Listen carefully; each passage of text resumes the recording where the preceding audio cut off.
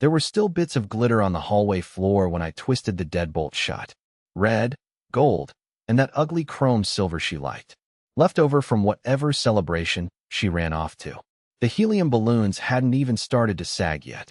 One floated lazily across the ceiling like it was mocking me. I didn't say a word when she left. She didn't ask me to. I sat in the armchair with the broken leg, the one I keep meaning to fix, and listened to her heels click down the front steps, echoing like little gunshots across the driveway. She didn't look back. She thought I wouldn't do it. She thought I'd be waiting, just like always. Lights on. Plate in the oven. Eyes red, but lips zipped shut. But while she was still in the Uber on her way to that party, I was already dragging the last of her boxes into the garage. I packed everything. Her books. Her vitamins. Even that stupid singing wine opener her sister gave her. It was all gone by the time the balloon bumped into the hallway light and popped like a firecracker.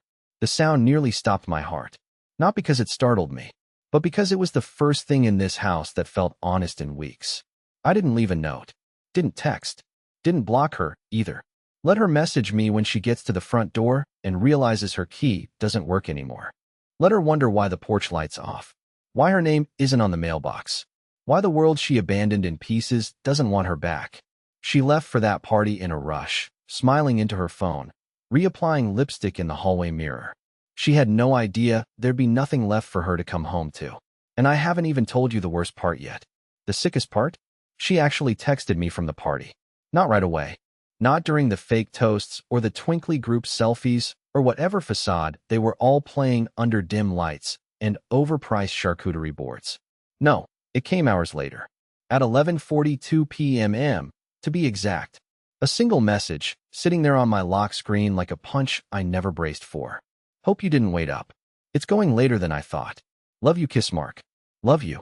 As if those two words could stitch back a house she had slowly unraveled thread by thread. By the time I read that message, her closet had been stripped to its bones. All her shoes gone.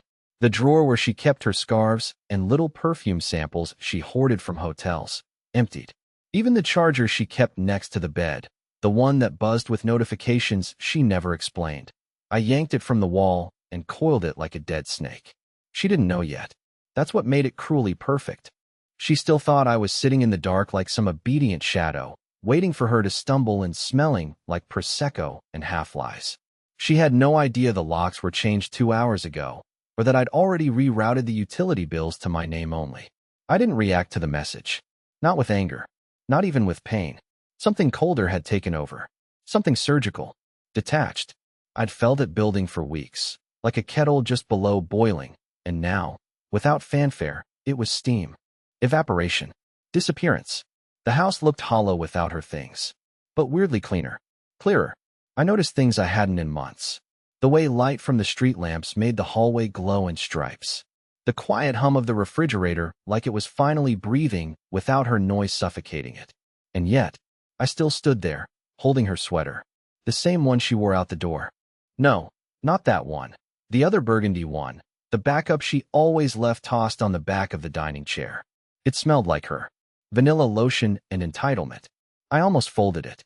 Almost put it gently into the donation box. But my hands betrayed me. I buried my face in it instead. Pathetic, I know. She didn't cheat with her body. Not yet. I honestly don't think she needed to. She cheated with her absence. With how she stopped showing up emotionally months ago and made me feel crazy for noticing. That party wasn't the first red flag. It was just the one I finally chose to believe.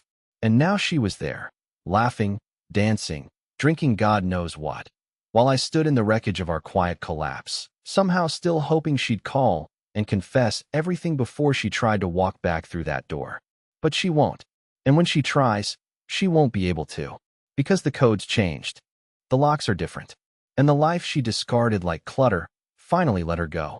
At 2:13 a.m., her name lit up my phone again. A call this time. I didn't answer. I sat on the edge of the bed, my bed now, and just watched it ring.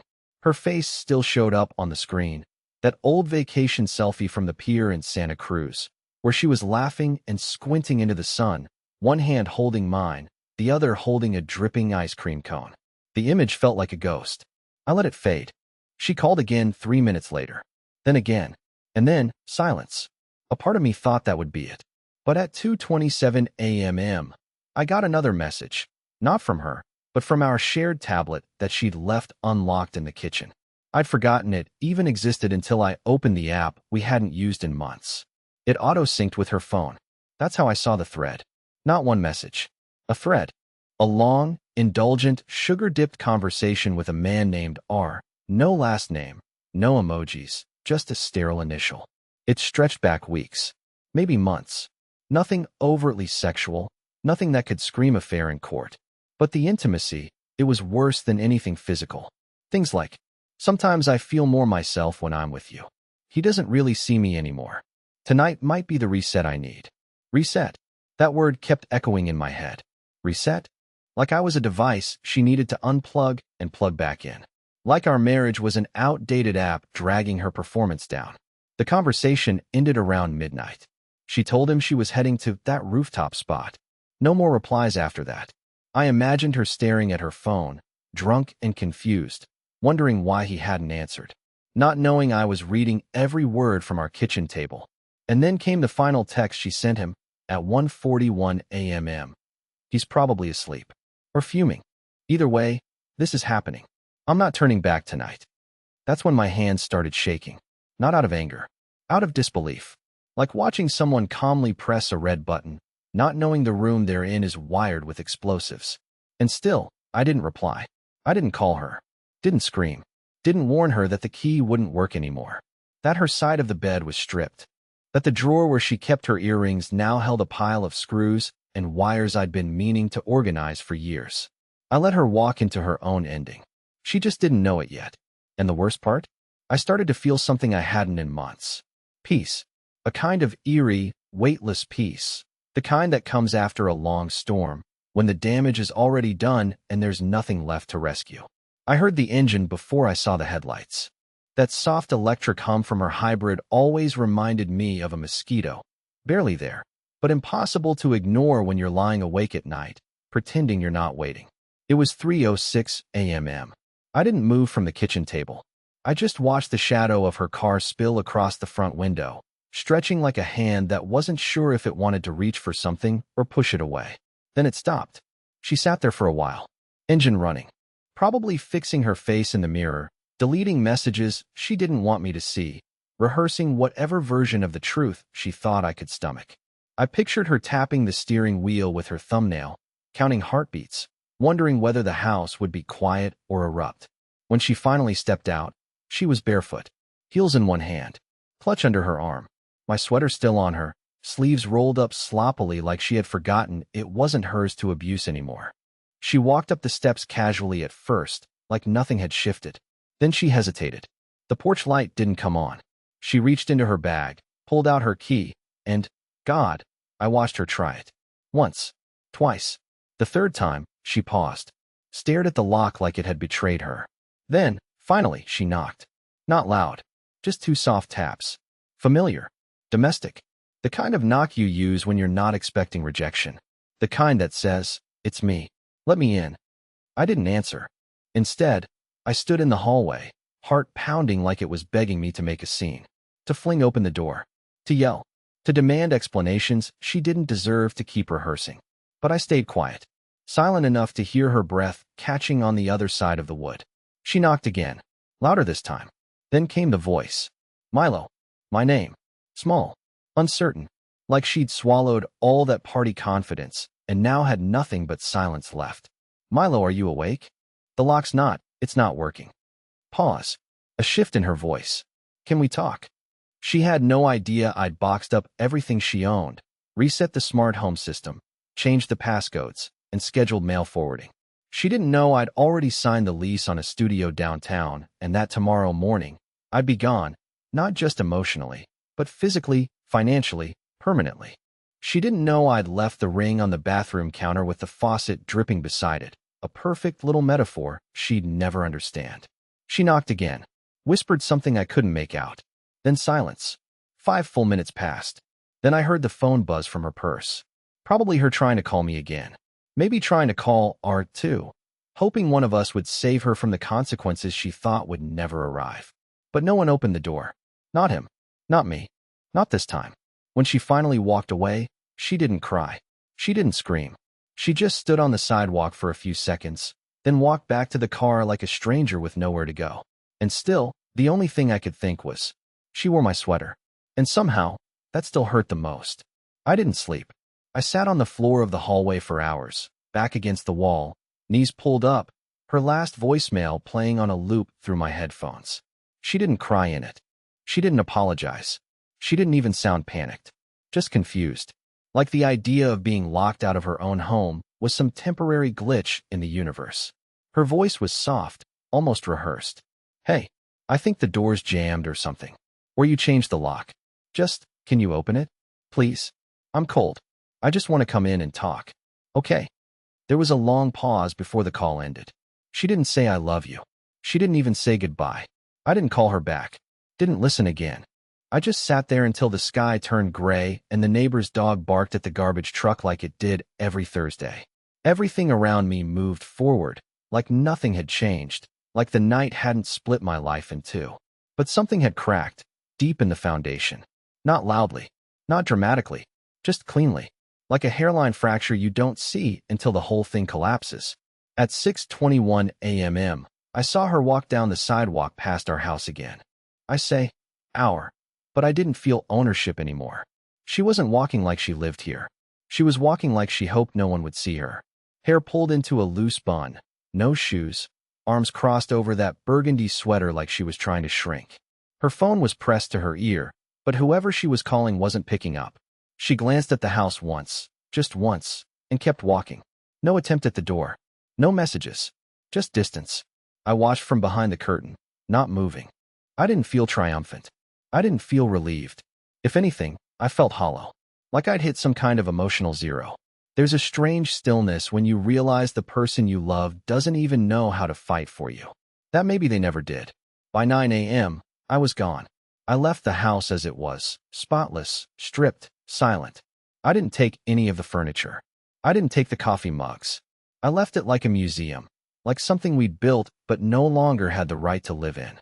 The studio apartment I moved into was a shoebox.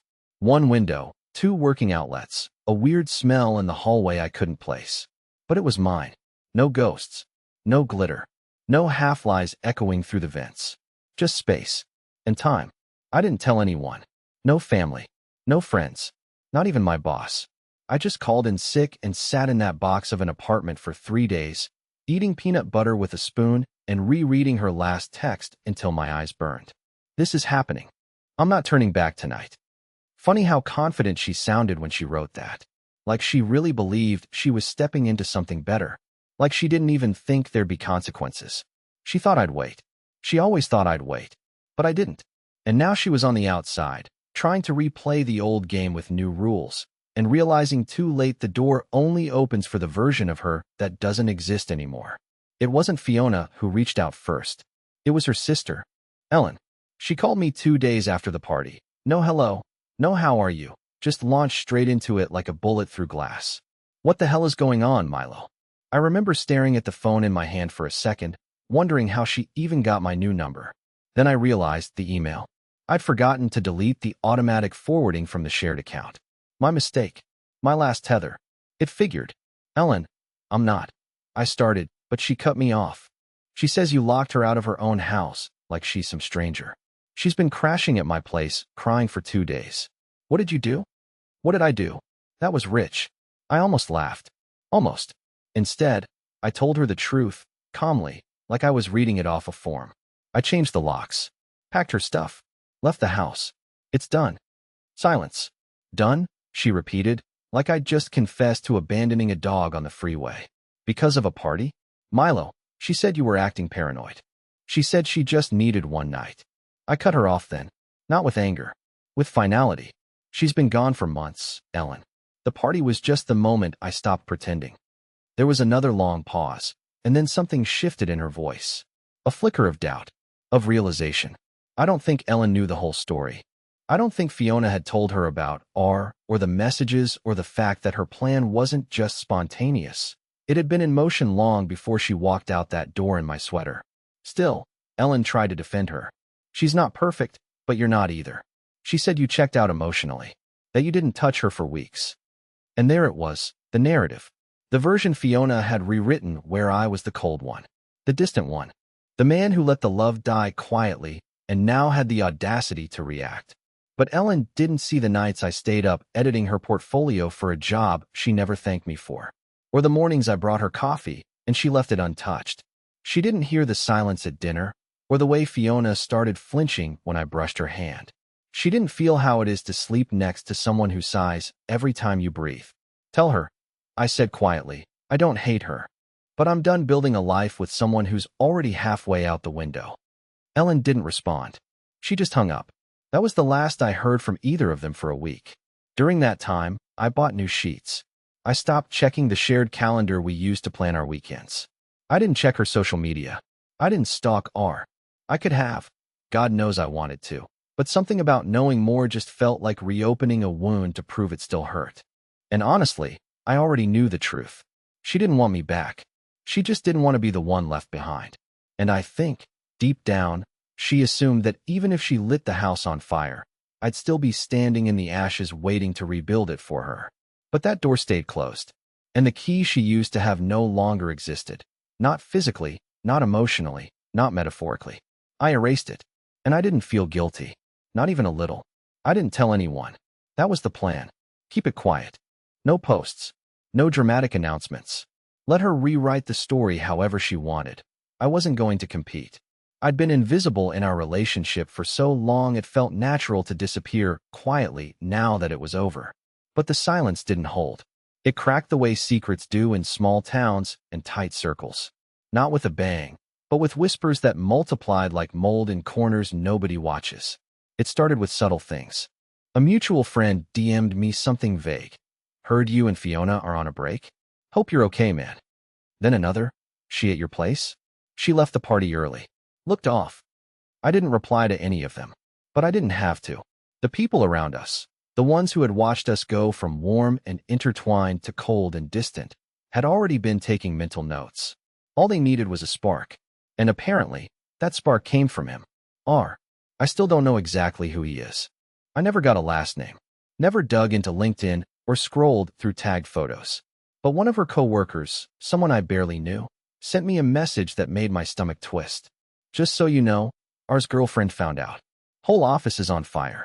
She threw his stuff out on the sidewalk this morning. Fiona's name is getting passed around like a bad joke. It was surreal, like watching an avalanche from the bottom of the hill. Everything she'd kept hidden, all the careful choreography she'd used to justify that party, that message, that night, it all unraveled without me lifting a finger. And suddenly, I wasn't the fool anymore. I was the guy who walked away. People started reaching out more. Not to gossip, though I'm sure some of it was that, but out of something weirder.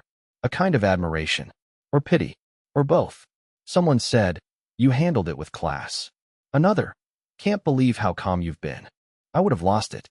And the worst part? I hated the attention. I didn't want to be calm. I wanted to scream into every one of their inboxes that I had lost it. Just quietly, alone, in a hallway filled with her glitter and lies. I wanted someone to understand that I hadn't made some bold stand. I had just reached the end of myself. There's no bravery in collapsing. There's just gravity. But Fiona? She stayed quiet too, which was unlike her. No Instagram stories. No curated captions. Just radio silence. That terrified me more than if she had gone loud. It meant she knew, not just what she had done, but how it looked, how it felt from the outside. Because once your betrayal makes two lives crumble, yours and someone else's, it's no longer personal. It becomes spectacle. And Fiona hated being on the wrong side of a spectacle. She messaged me the following night. No apology. Just. So I guess everyone knows now. I stared at those 6 words for a long time. My thumbs hovered over the screen. I drafted 4 different responses. Deleted all of them. Eventually, I just replied. Now you know how it feels. She didn't write back. And I didn't expect her to. A week passed. Then 2. No new messages. No late night knocks. No surprise emails. Just quiet. For the first time in years, my life had no tension hanging in the air. No careful calculations of mood. No second-guessing what I'd said, or hadn't said, or should have said differently. At first, the silence felt like punishment. Like I'd unplugged from something vital and was now drifting, unmoored. But slowly, I realized something I hadn't expected. It wasn't loneliness. It was space. And in that space, I started breathing again. I stopped checking her accounts. Stopped replaying what I could have done differently. Stopped walking past our old house just to stare at the porch light and wonder if she ever looked back. Instead, I started rebuilding stupid little things. I cooked actual meals again, even though half of them were awful. I fixed the leg on the chair I'd been ignoring for 3 years. I started running, badly, awkwardly, in sneakers I hadn't worn since college, but it felt good. Free, uncoordinated, alive. I even took the studio walls from white to this weird shade of ocean green that I regretted immediately, but I left it, because it was mine. A bad choice that I didn't have to explain to anyone. And there was power in that. Then came the message. Not from her. From someone I hadn't spoken to in years. A guy named Ian who used to work with me before he moved to Oregon. He wrote, "Just heard everything. You ever want to come out here? I've got a couch and a job offer. No pressure. Just figured, maybe you deserve something new." And something in me cracked open. Not in a painful way. In the way a window opens after a long winter. Something warmer crept in. I didn't say yes immediately. I didn't jump on the chance like a movie character chasing reinvention. But I sat with it. Let it sit in my chest for a few days like sunlight. I realized I didn't need her apology anymore. I didn't need her to understand what she threw away. And maybe she never would. But I understood now. I understood what I'd given. What I'd endured. What I'd finally walked away from. And I understood this too. You don't always get justice. You don't always get closure. Sometimes the best thing you get is distance, and the chance to build something better in the ruins of what collapsed. So I booked a one-way flight. I packed light. And as I closed the door to the apartment I'd filled with grief and green paint, I didn't look back. Because some stories aren't about revenge or redemption. Some stories are just about finally leaving and meaning it.